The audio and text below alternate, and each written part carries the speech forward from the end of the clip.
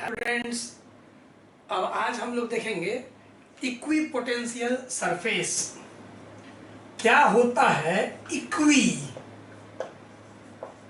Potential surface? नाम ही से पता चल रहा है, इक्वल मतलब सेम। पोटेंशियल सरफेस एक सतह, एक ऐसा सरफेस है, सतह है जिसके हर पॉइंट पे पोटेंशियल सेम है, इक्वल है। इसको हम शॉर्ट में ईपीएस भी लिखते हैं, इक्वी पोटेंशियल सरफेस। ठीक है, तो क्या बोला भाई? It is a surface at every point, each and every, at each and every point of which has equal potential। मतलब कि एक ऐसा सरफेस इमेजिन करो, कोई जैसे पेज ले ले, मान लो ये पेज है। अब मान लो हम बोले कि ये इक्वी पोटेंशियल सरफेस है, ठीक है, तो इसका मतलब कि इसके हर पॉइंट पर, अगर किसी पॉइंट पे 5 वोल्ट है तो हर पॉइंट पे 5 volt 5 volt 5 volt 5 volt 5 volt 5 volt है, मतलब पूरे सतह पे 5 ही वोल्ट है। अब सरफेस इमेजिनरी भी हो सकता है, रियल भी हो सकता है, तो 5 वोल्ट है। तो याद रखिएगा, ये हो गया आपका। तो अभी पहले इसका देखते हैं प्रॉपर्टीज, पहले प्रॉपर्टीज देखते हैं, प्रॉपर्टीज ऑफ ईपीएस। तो चलिए, पहला प्रॉपर्टी है the potential difference on any two point, the potential difference of any two point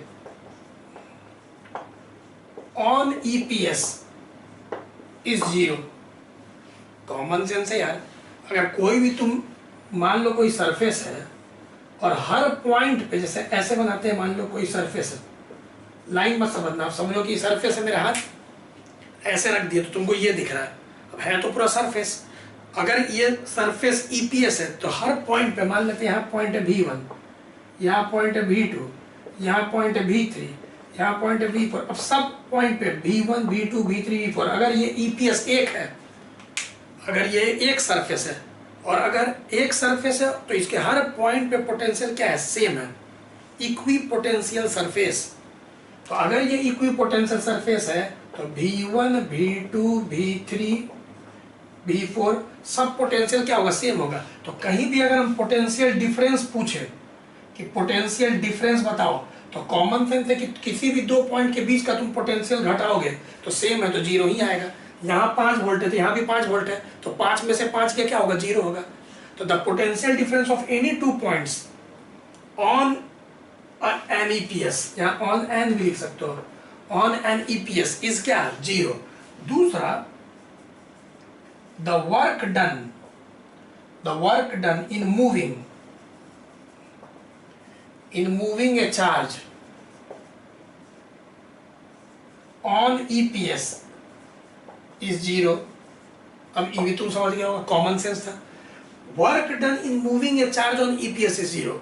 अब मान लो कोई चार्ज को हम यहां से यहां ले जाएं, तो हम क्या वर्क करेंगे? अब बताओ, 12th में वर्क का फॉर्मूला लास्ट क्लास में क्या दिए थे कि अगर हम तुम्हारा वर्क पूछे कि वर्क क्या होता है, तो क्या बताए थे formula? Test charge into potential difference. Last class में बताए थे ना, 2 दिन से बता रहे हैं। वर्क का फॉर्मूला क्या होता है? Test charge into potential difference. तो अगर मान लो हम कोई चार्ज को यहाँ से मूव करा रहे हैं, यहाँ से मान लो यहाँ मूव करा रहे हैं, तो टेस्ट चार्ज क्यू, अब पोटेंशियल डिफरेंस हम लोग का हो जाएगा डेल्टा वी। अब potential difference delta V EPS पे क्या होता है? 0। तो test charge into potential difference, potential difference से 0 है, तो यहाँ पे वर्क डन भी क्या होगा? 0। मतलब कि ईपीएस पे एक चार्ज को एक पॉइंट से दूसरे पॉइंट पे ले जाने में कोई वर्क करना नहीं पड़ता है, क्योंकि पोटेंशियल डिफरेंस क्या हो जाता है? 0 हो जाता है। तो ये आपका ई भी दिमाग में रखिएगा कि एक ईपीएस पे, ठीक है, एक ईपीएस पे एक चार्ज को एक जगह से दूसरे जगह ले जाने में वर्क क्या होता है? 0 होता है। ये भी क्लियर देखिए, कंफ्यूज मत होइएगा। जैसे कि एक नीट का क्वेश्चन हम दे रहे हैं, नीट 2016। अब मेडिकल 2016 में क्वेश्चन पूछा, बोला मैं जैसे कि ये एक ईपीएस है, ऐसे समझिए एक पेज की तरह 3D में, जैसे अभी कैसे दिखे थे, जैसे ये सोचिए कि एक ईपीएस है, एक ईपीएस है, फिर एक और ईपीएस रखा, सेकंड ईपीएस उसी के पैरेलल, और एक और ईपीएस रख दिया थर्ड। यहाँ कितना ईपीएस दिख रहा है? तीन अलग अलग ईपीएस है, ठीक है। अब इसका दे दिया आपका, इसका दे दिया था 10 वोल्ट, मतलब इसके हर पॉइंट पे 10 वोल्ट है। अगर इस ईपीएस का 10 वोल्ट है, मतलब हर पॉइंट पे 10 10 10 10 10 वोल्ट है। फिर एक सेकेंड ईपीएस का दे दिया था 20 वोल्ट, तो इसके हर पॉइंट पे 20 वोल्ट है, और एक 30 वोल्ट, और तीनों ऐसे रखा हुआ है, एक फिर दो और फिर 3, पैरेलल तीनों रखा हुआ है। यहाँ कितना ईपीएस है? फिर से बोलो, 3 ईपीएस है। कितना सरफेस है? 3 सरफेस है, 3 अलग अलग इक्वी पोटेंशियल सरफेस है, एक 10 वोल्ट का, एक 20 वोल्ट का, एक 30 वोल्ट का। अब नाम दे दिया था ईपीएस का ए बी सी, ठीक। अब बोला मैं कि ए से सी ऐसे एक चार्ज क्यू को ले जाया गया। क्वेश्चन पूछा, work done in moving charge Q from EPS A to C is, 4 option दिया था। अभी ऑप्शन नहीं देंगे, आप आंसर बताइए। अब कोई मूर्ख स्टूडेंट 0 पे टिक लगा देगा तो मूर्ख है। इस 0 पे इस पे टिक नहीं लगाना है, 0 नहीं होगा आंसर। यहाँ आंसर कुछ होगा, देखिए यहाँ पे क्या आंसर होगा। वर्क डन पूछा, मतलब वर्क एक्सटर्नल, जो आप वर्क कर रहे हैं। अब चलिए वर्क का फॉर्मूला बोलिए, test charge into potential difference. Test charge Q है, अब यहाँ से यहाँ ले गए तो पोटेंशियल डिफरेंस पहले डेल्टा वी, तो test charge into potential difference. Potential difference माने क्या? फाइनल माइनस इनिशियल, तो यहाँ से आ गया तो ई फाइनल, फाइनल है 30 माइनस इनिशियल है 10, तो आंसर यहाँ 20 क्यों ना आ गया? आंसर यहाँ 20 क्यों आ गया? अब इसमें और इसमें नीट 2016 में क्या फर्क है? यहाँ पे एक ईपीएस से चार्ज दूसरे ईपीएस पे जा रहा है, और ये जो प्रॉपर्टी है ऑन द सेम ईपीएस है कि एक ही ईपीएस पे, जैसे अब इसी पे हम पूछते हैं कि एक चार्ज यहाँ से आ गया, अरे तब तो 0 होवे करेगा यार, क्योंकि जब इसी पे पूछे एक ही ईपीएस पे चल रहा है तो यहाँ पे भी 10 यहाँ पे भी 10, तो पोटेंशियल डिफरेंस। लेकिन यहाँ पे एक ईपीएस से कोई दूसरे ईपीएस पे गया है, तो यहाँ पे बहुत बच्चा हड़बड़ी में 0 पे टिक लगा देता है, जो कि गलत है। तो अगर एक ही ईपीएस पे, जैसे ये एक ईपीएस पे कोई चार्ज एक पॉइंट से दूसरा पॉइंट पे गया, तब वर्क डन आपका क्या होगा? 0, क्योंकि पोटेंशियल डिफरेंस क्या है? 0। अब यहाँ पे हम पूछेंगे इन दो अलग अलग ईपीएस है, तो इन दोनों में क्या पोटेंशियल डिफरेंस है? तो 30 माइनस 10 20, इसमें और इसमें क्या है? तो 20 माइनस 10 10, तो वहां तो पोटेंशियल डिफरेंस है, क्योंकि 3 अलग अलग ईपीएस है। तो क्लियर धीरे धीरे होते चल जाएगा। तो ये कंफ्यूजन से बचने के लिए अब ये बता दिए। पहले 2 प्रॉपर्टी नोट करिए कि work done in moving A charge on EPS is 0। अब बोल रहा है कि ईपीएस इलेक्ट्रिक फील्ड लाइन के हमेशा परपेंडिकुलर होता है। थर्ड प्रॉपर्टी है EPS is perpendicular to electric field line. EPS हमेशा इलेक्ट्रिक फील्ड के परपेंडिकुलर होता है, या इलेक्ट्रिक फील्ड लाइन के परपेंडिकुलर होता है, ठीक है। तो इसको आइए इसको प्रूफ करते हैं, ऐसा क्यों होता है। जैसे फिर से इमेजिन कीजिए कोई ईपीएस है, मतलब एक सरफेस है, एक ईपीएस है जिसके हर पॉइंट पे पोटेंशियल क्या होगा? सेम होगा। अब सब जानता है कि यहाँ पे पॉइंट ए ले लेते हैं, यहाँ पे पॉइंट बी लेते हैं। अब एक ही ईपीएस पे ले रहे हैं, मान लीजिए इस ईपीएस का पोटेंशियल है V वोल्ट, तो यहाँ पे भी V, यहाँ पे भी V, तो पोटेंशियल डिफरेंस तो 0 होगा। अब मूव करा रहे किसी टेस्ट चार्ज को, ठीक, तो इलेक्ट्रिक फील्ड में होगा ईपीएस। तो अब चलिए वर्क अभी हम प्रूफ किए 0, यहाँ देखिए, क्योंकि सेम ईपीएस पे अगर हम किसी चार्ज को एक पॉइंट से दूसरे पॉइंट पे ले जाते हैं तो वर्क डन क्या होता है? 0, सेकंड प्रॉपर्टी। तो वर्क डन 0, वर्क हम लिख सकते हैं फोर्स डॉट डिस्प्लेसमेंट। पढ़े हो ना 11th standard, force dot displacement. लिखते चल जाना, नोट करते जाओ, इजी टॉपिक है। Force dot displacement. चलिए फोर्स डॉट डिस्प्लेसमेंट हो गया। अब F बराबर हम लोग लिख सकते हैं QE। F बराबर QE की सब चीज, अरे पूरा खेल तो इलेक्ट्रिक फील्ड में ना हो रहा है।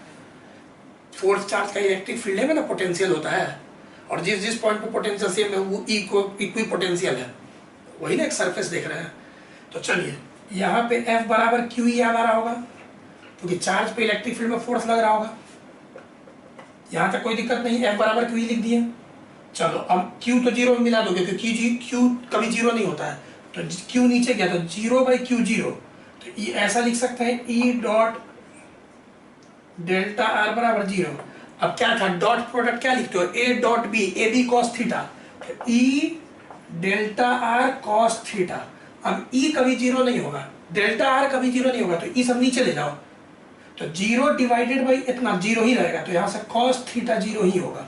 अब बताओ कॉस थीटा जीरो कब हो जाए, जब थीटा 90 डिग्री होता है। प्रूव हो गया। क्या प्रूव हुआ, थीटा थीटा किसके बीच में था, E और डेल्टा आर के बीच में।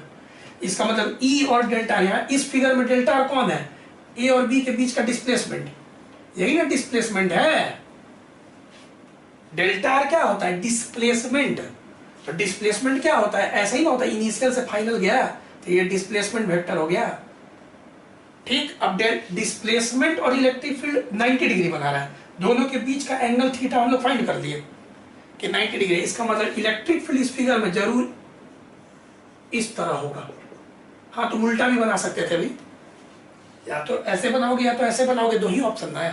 तो मान लो ऐसे बना दिए तो कितना डिग्री पे होगा, 90 डिग्री पे, या तो पॉजिटिव ऐसे या तो नेगेटिवली ऐसे, मतलब डिस्प्लेसमेंट से 90 डिग्री पे बना रहा है। तो अब कॉमन सेंस है कि तुम्हारा चादर ऐसे हो गया, जो ईपीएस हम देखें, अप्रूव कर दिया कि इलेक्ट्रिक फील्ड ऐसे, तो सरफेस के परपेंडिकुलर हो गया, ये इलेक्ट्रिक फील्ड है, ये सरफेस हो गया, सरफेस पर हम चार्ज को ले गए, तो डिस्प्लेसमेंट तो सरफेस पे था, तो सरफेस से इलेक्ट्रिक फील्ड कितना डिग्री बना रहा है, 90 डिग्री बना रहा है। इसका मतलब सरफेस और इलेक्ट्रिक फील्ड कितना डिग्री पे है, 90 डिग्री है। तो ये भी एक बहुत इंपॉर्टेंट प्रॉपर्टी है कि इलेक्ट्रिक फील्ड लाइन के परपेंडिकुलर होता है EPS.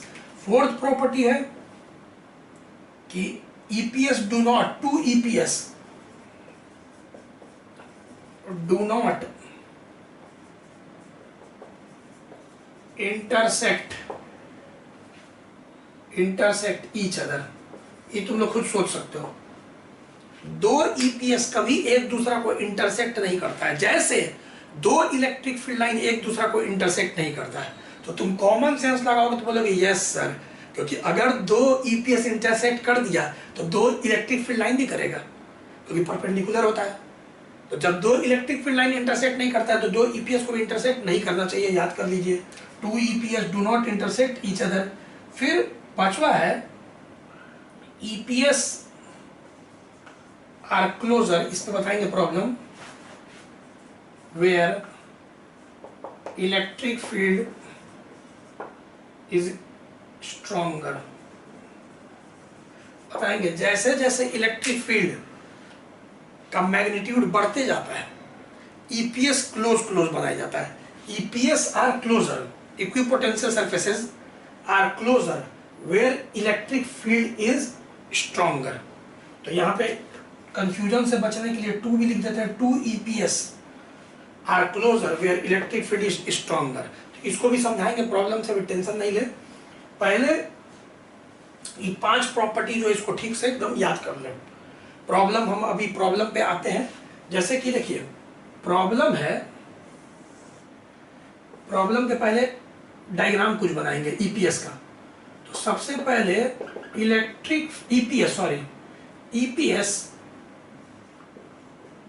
Due to a point charge,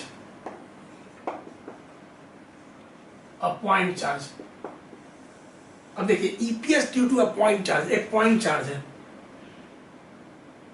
ठीक है, पॉइंट चार्ज है क्यू, इसका ईपीएस बनाना है।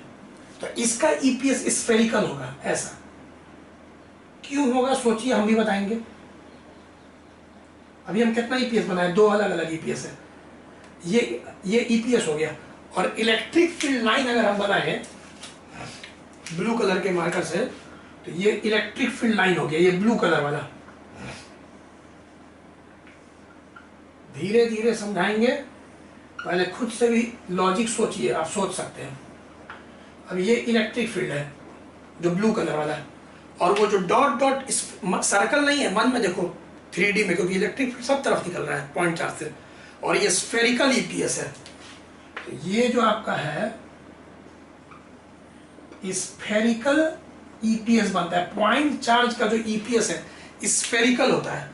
अब क्यों बताते हैं, मान लेते हैं ये जो पहला ईपीएस है V1 वोल्ट का है और जो दूसरा ईपीएस है V2 वोल्ट का है। अब आओ समझते हैं, कितना बच्चा तो खुद से भी सोच लिया होगा कैसे, जैसे कि ई पॉइंट चार्ज है और यहाँ पे हम ईपीएस बना दिए। अब सोचो, जब हम स्फेयर बनाए इस चार्ज क्यू को सेंटर मान के, तो इससे हर ईपीएस पे हर पॉइंट का दूरी रेडियस होगा जो कि सेम है, और ये चार्ज क्यू है। अब हम तुमसे पूछते हैं ये चार्ज इस पॉइंट पे कितना पोटेंशियल V1 पैदा कर रहा है, तो तुम बोलोगे के क्यू बाई आर। पढ़ाए थे ना पोटेंशियल का फॉर्मूला के क्यू बाई आर। ऑब्वियस है कि फिर अगर हम तुमसे पूछे कि ये यहाँ पे कितना होगा, तो के क्यू बाई आर यही होगा, यहाँ पे के क्यू बाई आर यही होगा, यहाँ पे के क्यू बाई आर यही होगा, यहाँ पे के क्यू बाई आर यही होगा, क्योंकि सब का क्योंकि दूरी सेम है, तो हर पॉइंट पे यहाँ पोटेंशियल क्या होगा स्फीयर पे सेम होगा, क्योंकि दूरी सेम है और चार्ज तो बीच में क्यू सेम ही है।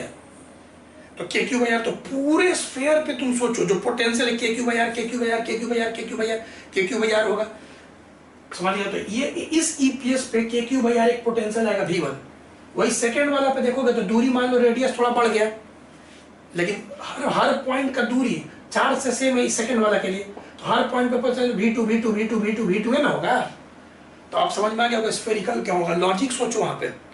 तो ये बहुत बार बोर्ड एग्जाम में पूछ चुका है कि EPS due two point charge क्या होता है, तो स्फेरिकल लिखना है, स्फेरिकल होता है ईपीएस। तो पहला समझ गए।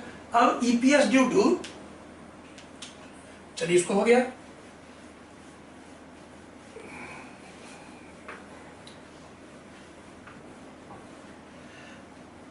चलिए अब है EPS due to uniform electric field. Uniform electric field. अब चलो यूनिफॉर्म इलेक्ट्रिक फील्ड सब बच्चा जानता है, पैरेलल लाइंस होता है। अब यूनिफॉर्म इलेक्ट्रिक फील्ड, यूनिफॉर्म माने क्या, एकदम ऐसे मैग्नीट्यूड और डायरेक्शन दोनों इलेक्ट्रिक फील्ड का सेम, हर पॉइंट पे मैग्नीट्यूड और डायरेक्शन हर पॉइंट पे सेम। अब याद करो क्या बोले थे, ईपीएस हमेशा इलेक्ट्रिक फील्ड के परपेंडिकुलर होता है, तो यहाँ पे प्लेन ईपीएस बनेगा। मतलब क्या, यहाँ पे एक ईपीएस हम लोग अभी रफ में पहले समझो, इस तरह से 3D में बहुत सारा समझो कि पेपर रख दिए 3D में ऐसे, जैसे एक पेपर, ये मान लो पेपर है, ईपी सरफेस है, प्लेन सरफेस बोलते हैं, फिर उसके सामने एक और, फिर उसके सामने एक और, फिर उसके सामने एक और, क्योंकि इलेक्ट्रिक फील्ड के परपेंडिकुलर इलेक्ट्रिक फील्ड ऐसे हॉरिजॉन्टल है। पहले सोचो इलेक्ट्रिक फील्ड हॉरिजॉन्टल ऐसे ऐसे इलेक्ट्रिक फील्ड है, यूनिफॉर्म हॉरिजॉन्टल इलेक्ट्रिक फील्ड, और उसमें हम लोग को ईपीएस चाहिए जो कि परपेंडिकुलर होता है इलेक्ट्रिक फील्ड के। तो इस बार कैसे बनेगा 3D में, ऐसे एक बार देखो कैसे बना रहे हैं इसको, ठीक से ऐसे बनाओ। एक 3D में ये मतलब एक पेज है जो कि तुम लोग के सामने नहीं है, ऐसे है, थोड़ा थोड़ा तिरछा बना रहा है 3D में समझने के लिए, क्योंकि इलेक्ट्रिक फील्ड साए साए अभी घुसाएंगे। ठीक है, तो समझो एक तरह से कौन वाई जेड प्लेन पे हो गया, वाई जेड प्लेन पे, और एक्स डायरेक्शन में बना देंगे इलेक्ट्रिक फील्ड, और वाई जेड प्लेन में ईपीएस है समझो। तो यहाँ पे एक, फिर 2, फिर 3 काफी है, और ये देखो इलेक्ट्रिक फील्ड ये वाला हो गया, ये इलेक्ट्रिक फील्ड है। और मन में 3D में सोचो कि इलेक्ट्रिक फील्ड और ईपीएस एक दूसरा से 90 डिग्री पे बता रहा है, क्योंकि बताए थे ऐसे इलेक्ट्रिक फील्ड ऐसे और ईपीएस ये है, तो कॉमन सेंस 90 डिग्री पे। ठीक है, तो ये प्लेन ईपीएस है। ये सब क्या है भाई,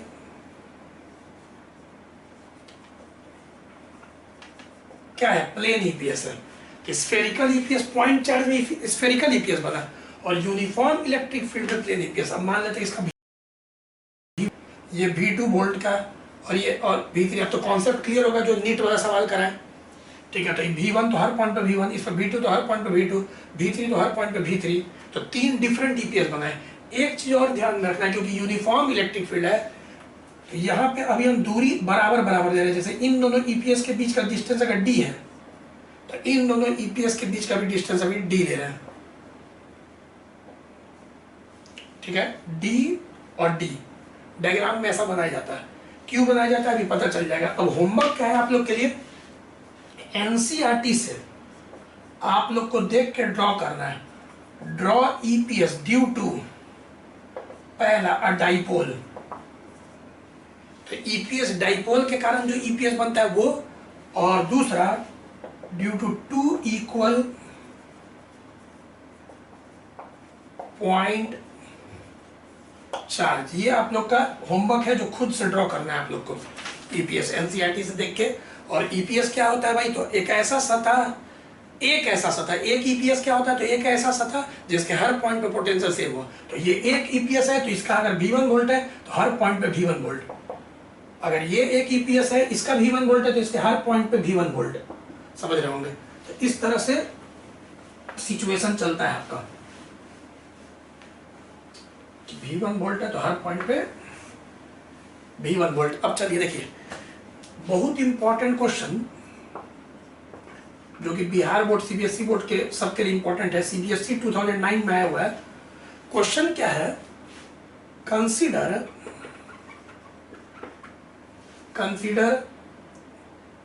an electric field which remain constant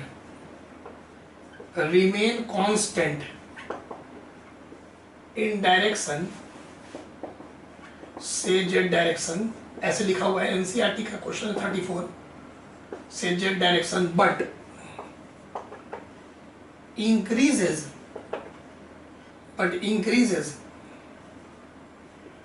uniformly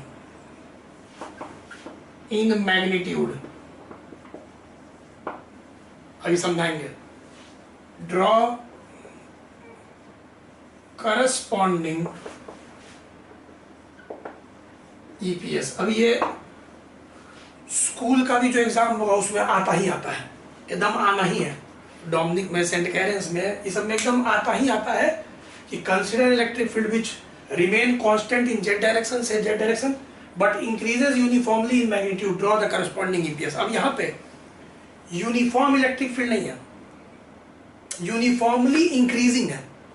इसका मतलब यहाँ इलेक्ट्रिक फील्ड अगर 1 लाख है, ठीक है, तो एक मान लीजिए 1 लाख, एग्जाम्पल दे रहे हैं समझने के लिए, तो थोड़ा दूर गए तो 2 लाख, फिर उतना ही दूरी पे फिर गए तो 3 लाख, मतलब यूनिफॉर्मली बढ़ते जा रहा है। तो 1 लाख फिर 1 मीटर मान लीजिए गए तो 2 लाख, फिर 1 मीटर गए तो 3 लाख, फिर 1 मीटर गए तो 4 लाख।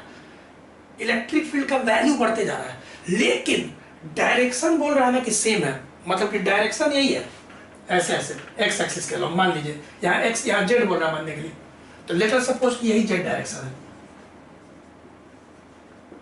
वो तो मानने पे ना बाबू, जेड डायरेक्शन, यही जेड डायरेक्शन है। अब इलेक्ट्रिक फील्ड फ्लो कर रहा है पानी की तरह, सोचो इसी दिशा में जेड डायरेक्शन में, लेकिन डायरेक्शन तो कांस्टेंट है लेकिन मैग्नीट्यूड कांस्टेंट नहीं है। डायरेक्शन कांस्टेंट है लेकिन क्वेश्चन बोल रहा है कि मैग्नीट्यूड मान लीजिए ऐसा है, 1 लाख, फिर 2 लाख, फिर 3 लाख, फिर 4 लाख, इंक्रीज करते जा रहा है। तो अभी हम क्या बताए थे अंतिम प्रॉपर्टी, कि जब इलेक्ट्रिक फील्ड बढ़ते जाएगा तो ईपीएस को क्लोज बनाओगे, यही ना बताया था। ईपीएस नजदीक आते चल जाएगा, पहले इतना दूरी पे ईपीएस बनाएंगे, फिर आगे जाएंगे तो थोड़ा कम दूरी पे, फिर आगे जाएंगे थोड़ा और कम दूरी पे, जो दूरी है वो कम होते चल जाएगा 2 ईपीएस के बीच का। एक प्रॉपर्टी यही, और ये याद रखना ये सब ड्रॉ करने के पहले कि ईपीएस और इलेक्ट्रिक फील्ड एक दूसरे के परपेंडिकुलर होता है, तो क्योंकि डायरेक्शन जेड डायरेक्शन है तो ईपीएस अभी भी प्लेन ही बनेगा। एक मिनट तुम लोग एक चीज याद है ना, एक बार हम बताए थे तुम लोग को, जैसे यहाँ पे जो भी हम पॉइंट चार्ज वाला बताए थे,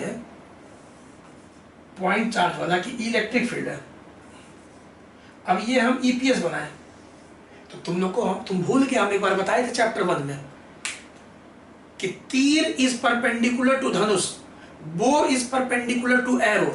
इसका मतलब कि अगर ये ऐसे है, धनुष है, बो है, और ये ऐसे एरो है, तो क्या ये एक दूसरे के परपेंडिकुलर है? यस। कैसे देखते हैं? टेंजेंट बना के। तो बताए थे जो कर्व सरफेस होता है, स्ट्रेट लाइन को छोड़ दो, जो कर्व सरफेस है पॉइंट ऑफ इंटरसेक्शन पे टेंजेंट बनाओ, पॉइंट ऑफ इंटरसेक्शन पे टेंजेंट बनाओ। अब बताओ इसको और इसको कितना डिग्री बना? 90। तो यहाँ बोलते हैं तीर इज परपेंडिकुलर टू धनुष, बो इज परपेंडिकुलर टू एरो। तो यहां पे भी अगर तुम देखोगे तो अगर हम बोले कि ये ईपीएस है और ये इलेक्ट्रिक फील्ड है, क्या दोनों परपेंडिकुलर है? यस है। क्यों? क्योंकि जब तुम कर्व पे तुम टेंजेंट ड्रॉ करते हो तो ये तो 90 डिग्री बना रहा है ना, यही सिद्धांत है मैथ में। तो वहां पे भी याद रखना, पॉइंट चार्ज में भी जो स्फेरिकल ईपीएस बना था वो इलेक्ट्रिक फील्ड के परपेंडिकुलर है बाबू। ठीक, तो ये भी दिमाग में रखो। तो आइए अब हम ड्रॉ करते हैं, तुम खुद से समझो। अब यहाँ पे पहले बना ही देते हैं। चलो यहाँ पे बहुत इंपॉर्टेंट क्वेश्चन, एक प्लेन सरफेस थोड़ा दूरी पे बनाओ, दो, फिर दूरी थोड़ा घटा दो, दूरी और घटा दो। शायद आई होप कि दिख रहा हो, पहले दिख रहा होगा 3D में कि ये जो है कि पहले ये जो दूरी अब यहाँ V1 वोल्ट का, V2 volt, V3 volt, V4 volt, 4 अलग अलग ईपीएस है, अलग अलग पोटेंशियल का। अब यहाँ पे डिस्टेंस मान लो D1, फिर डिस्टेंस D2, फिर डिस्टेंस D3। साफ दिख रहा है कि D1 सबसे बड़ा है, फिर D2 कम हो गया, फिर D3 और कम हो गया। क्यों कम हो गया? क्योंकि जैसे जैसे आप जा रहे हैं वैसे वैसे इलेक्ट्रिक फील्ड का वैल्यू बढ़ते जा रहा है, और इलेक्ट्रिक फील्ड का वैल्यू बढ़ते जाता है तो ईपीएस को क्या करना है? क्लोज क्लोज बना के देखा दर्शाना है। तो ये प्रॉपर्टी नंबर 5 था, याद होगा। तो ये भी आपका सीबीएसई 2009 ड्रॉ करना बहुत इंपॉर्टेंट है, और 2 तो खुद से भी नोट करना है। इसको रब कर दो, समझा दिया ना, ठीक है। इसको चलो नोट कर लो। अच्छा, इसको पहले आप नोट कर लो। एक चीज हम और बताएंगे, देखो ईपीएस तो छोटा सा टॉपिक था, एकदम स्ट्रांग हो गया। आज हम नहीं पढ़ाएंगे क्योंकि वो 1 घंटा का टॉपिक है, relation between electric field and potential. तो उसको एक अलग वीडियो बना देंगे परसों। जैसे आज थोड़ा सा बताएंगे, मजा नहीं आएगा, टाइम है अभी, लेकिन उसको हम थोड़ा सा बता के नहीं छोड़ना चाहते। 1 घंटा को अलग से क्लास ही होगा, relation between electric field and electric potential. बहुत इंटरेस्टिंग है और उस पर बहुत प्रॉब्लम बनेगा, और वो हो जाएगा तब तुमसे पूरा असाइनमेंट बन जाएगा। बोले थे नहीं बात हम। तो चलो अभी तुम लोग को थोड़ा सा रिवीजन टाइप करवा देते हैं, क्योंकि टाइम है। जैसे कि देखो, अगर रिवीजन हम करवाना हो ऐसा ही रिव्यू, एक बार फिर से तुम अगर देखोगे, जैसे हम बोले कि भाई एक पॉइंट चार्ज है, यहीं पे डायरेक्ट एक पॉइंट चार्ज है क्यू आर दूरी पे, पी पॉइंट पे पोटेंशियल बताओ, तो तुम फट से बोल दो कि के क्यू बाई आर। यही अगर हम बताए थे कि नेगेटिव चार्ज हो, नेगेटिव चार्ज हो, और हम बोले कि पोटेंशियल बताओ, तो माइनस के क्यू बाई आर। यहाँ कोई एरो नहीं बनाना है क्योंकि स्केलर क्वांटिटी है पोटेंशियल, ठीक है। और वो भी तुम जानते हो, पोटेंशियल का अर्थ भी जानते हो कि एक +1 charge co dot dot dot dot, एक +1 चार्ज को, +1 चार्ज को हम लोग पकड़ के लाएंगे इन्फिनिटी से पी पॉइंट तक, तो जो वर्क करेंगे वही पोटेंशियल है। तो ये बहुत बार बोल दिया गया है। चलिए, यही तीसरा में अगर हम तुम लोग को दें कि भाई एक चार्ज है Q1, एक चार्ज है Q2, दोनों के बीच का दूरी r, पोटेंशियल एनर्जी लिख के दिखाओ, इलेक्ट्रिक पोटेंशियल एनर्जी। तो क्या सिखाए थे? K Q1 Q2 by R, ये फॉर्मूला होता है। अब R स्क्वायर मत कर देना, वो इलेक्ट्रिक फोर्स का था, ठीक है। K Q1 Q2 by R, simple. यही अगर हम तुमसे फिर बोले कि मान लो भाई 2 ही चार्ज है, एक -Q1 है और एक Q2 है। अब पोटेंशियल लिख रहे हो तो K -Q1 को लेंगे तो माइनस बाहर लिख दे रहे हैं, Q1 Q2 बाई R, मतलब कि नेगेटिव जो साइन है उसको कंसीडर किया जाता है इस चैप्टर में, क्योंकि यहाँ वर्क पढ़ाई कर रहे हैं।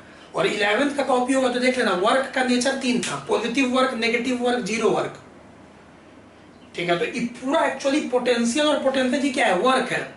पोटेंशियल क्या है? +1 चार्ज को इन्फिनिटी से पॉइंट पी तक लाने में, वही ना पोटेंशियल बताया। पोटेंशियल जी क्या है? तो कोई किसी 1 के अलावा कोई Q कूलम के चार्ज को इन्फिनिटी से लाने में। तो दोनों वर्क है। पोटेंशियल क्या है? तो वर्क है जो हम लोग करते हैं। पोटेंशियल एनर्जी क्या है? तो वर्क है जो हम लोग करते हैं। कैसा वर्क है भाई? तो इन्फिनिटी से चार्ज को लाना है। अगर +1 कूलम का चार्ज को पकड़ के लाएंगे तो पोटेंशियल है, अगर 1 Q कूलम का चार्ज को पकड़ के लाएंगे तो पोटेंशियल एनर्जी है। तो ये सब बहुत अच्छा से बताया हुआ है कि एक्चुअली इलेक्ट्रिक पोटेंशियल या इलेक्ट्रिक पोटेंशियल एनर्जी क्या है, what is it? It is work, ऐसे समझना है। अब यहीं पे अगर हम मान लो -Q1 देते हैं, -Q, चलो इसमें अभी माइनस लगा देते हैं, तो फिर भी वही लिखाएगा पोटेंशियल, क्योंकि एक माइनस में है, क्योंकि एक माइनस में तो फिर वही। लेकिन अगर दोनों माइनस कर देते हैं, ये माइनस Q1 ये माइनस Q2 और दोनों के बीच का दूरी R, अब क्या होगा तो माइनस माइनस प्लस हो जाएगा, क्योंकि Q1 Q2 रखेंगे ना वैल्यू, तो माइनस माइनस प्लस हो जाएगा K Q1 Q2 by R, मतलब पॉजिटिव वर्क हो रहा होगा यहाँ नेगेटिव आंसर आया मतलब कि हम लोग से नेगेटिव वर्क हो रहा होगा।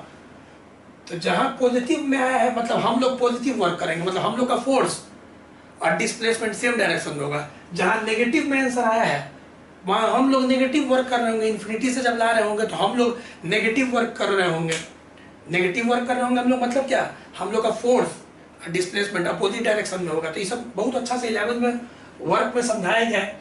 तो ये देखो इस चीज को समझ लेना कि साइन को देखा जाता है जब हम लोग पोटेंशियल लिखते हैं या पोटेंशियल एनर्जी लिखते हैं, तब पोटेंशियल में तो एक ही चार्ज दिया जाता है, दूसरा चार्ज तो +1 ही है, लेकिन पोटेंशियल में 2 चार्ज आ जाता है, समझ गया ना। तो ई भी दिमाग में रखो तुम। तो याद रखना, आज नहीं बता रहे क्यों, क्योंकि 1 घंटा का उसमें अलग से तुमको लेक्चर मिलेगा नेक्स्ट क्लास में, relation between electric field and potential, और उसके बाद आप लोग का जो फर्स्ट असाइनमेंट दिए हैं वो कंप्लीट हो जाएगा। फिर प्रॉपर्टीज ऑफ कंडक्टर होगा, आप देखे होंगे एनसीईआरटी में, ठीक है, एक क्लास वो होगा प्रॉपर्टीज ऑफ कंडक्टर, 1 या 2 क्लास, और फिर कैपेसिटर होगा, कैपेसिटर।